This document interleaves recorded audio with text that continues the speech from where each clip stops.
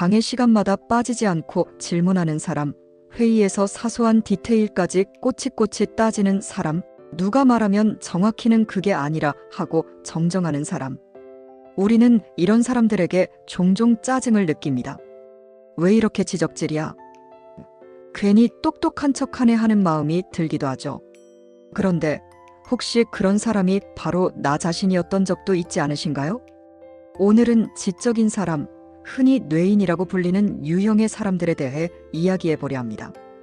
그들의 말과 행동은 왜 때로 오해를 부를까요? 그리고 우리는 그들과 어떻게 관계를 맺어야 할까요? 지적인 사람, 즉 뇌인 유형은 지식을 삶의 중심축으로 여깁니다. 이들에게 배움은 곧 존재의 이유입니다. 단순히 아는 것을 넘어서 왜 그런가? 어디서부터 그렇게 되었는가? 를 파고들며 지식의 근원을 밝히고자 합니다. 이들은 학창시절부터 질문이 많았던 학생들이었을 가능성이 큽니다. 단순 암기나 결과보다 원리와 맥락에 관심을 가졌고 그걸 알아냈을 때 큰 만족을 느낍니다. 즉, 지식은 이들에게 자기 존재를 증명하고 성장하는 수단입니다. 자신이 알고 있는 내용을 다른 사람에게 설명하거나 공유하는 것도 이들에게는 중요한 활동입니다. 그냥 뽐내기 위해서가 아니라 같이 알면 더 좋지 않을까 하는 순수한 동기에서 비롯됩니다. 그런데 이 과정에서 감정적으로 오해를 불러올 수 있는 표현 방식이 문제가 됩니다. 이들은 보통 다음과 같은 특징을 가집니다.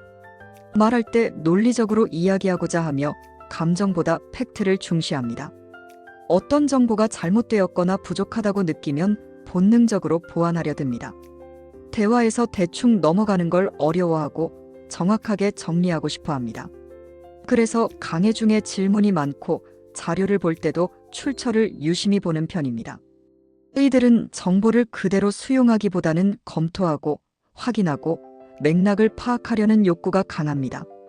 이들은 누군가의 말에 반론을 제기하는 것 또는 잘못된 정보를 정정해주는 것이 상대방을 돕는 길이라 생각합니다. 하지만 이런 태도가 상대에게는 나를 의심하나? 왜 말꼬리를 잡지? 라는 감정을 유발할 수 있습니다. 또한 뇌인은 자신의 기준으로 볼 때 틀린 말은 그냥 넘길 수 없다는 의무감을 가질 수 있습니다. 특히 자신이 관심 있는 분야에서는 더욱 그렇습니다. 그것이 단순한 잡담이든 중요한 발표든 상관없이 말이죠. 정리하자면 뇌인은 정확한 지식이 곧 개인의 발전이라고 믿습니다. 그리고 그 지식을 기반으로 세상과 소통하고 문제를 해결하고자 합니다. 그러나 그 방식이 타인에게는 때때로 부담스러울 수 있고 거리를 만드는 원인이 되기도 합니다. 기획팀 주간회의. 팀장이 새 프로젝트 제안을 설명하며 자료를 나눕니다. A씨는 자료를 꼼꼼히 훑다가 말합니다. 팀장님, 이 사용자 통계가 2024년 4분기 기준인데 혹시 2025년 자료는 아직 없는 걸까요? 최근 트렌드랑 조금 차이가 나서요. A씨의 의도는 데이터를 최신 기준으로 보완하여 더 신뢰도 높은 결론을 도출하고자 했던 것이지만 팀장은 갑작스런 지적에 당황하며 불쾌함을 드러냈습니다. 회의실의 분위기도 갑자기 정적으로 변하고 동료들은 눈치를 보기 시작했죠. 또 다른 상황. 친구들과 넷플릭스 다큐멘터리를 보고 이야기를 나누던 중 한 친구가 요즘은 AI가 거의 사람처럼 생각하지 않냐? 라고 말합니다. 그러자 A씨가 즉각 반응합니다. 그건 좀 과장이야. 인간처럼 보일 수는 있지만 실제론 확률적 예측일 뿐이야. A씨는 사실과 과학에 기반한 시각을 나누고 싶었지만 친구들은 그냥 드립인데 뭐 이렇게 진지하게 받아쳐라며 분위기를 가볍게 넘기고 싶어 했죠. 결국 대화는 흐름을 잃고 A씨는 소외감을 느끼게 됩니다. 가족과의 대화에서도 비슷한 일이 벌어집니다. 아버지가 뉴스를 보며 우리나라 출산율이 세계 꼴찌라더라. 이러다 나라 망하겠어라고 말하자 A씨가 정정합니다. 꼴찌인 건 맞지만 망한다는 표현은 너무 단정적이에요. 다양한 사회적 요인이 복합적이라. 이런 말에 아버지는 그냥 좀 맞장구 좀 쳐라며 서운함을 표현합니다. 단순한 대화에서 공감을 기대했던 가족은 정정당하는 느낌의 거리감을 느끼게 되는 거죠.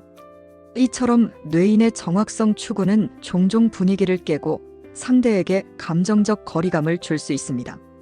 그들의 의도가 아무리 순수하더라도 표현 방식과 타이밍이 어긋나면 관계에 금이 갈 수 있습니다. 뇌인들이 인간관계에서 겪는 가장 큰 어려움은 진지함에 대한 반응입니다. 이들은 단순한 잡담에서도 진심으로 임하고 논리적으로 맞지 않는 표현이 있다면 바로잡고 싶어 합니다. 하지만 이런 태도는 자칫 상대방에게 재미없다, 답답하다는 인상을 줄 수 있습니다. 또한 그들이 사실을 바로잡으려는 행동은 종종 지적당했다는 느낌을 상대에게 줄 수 있습니다.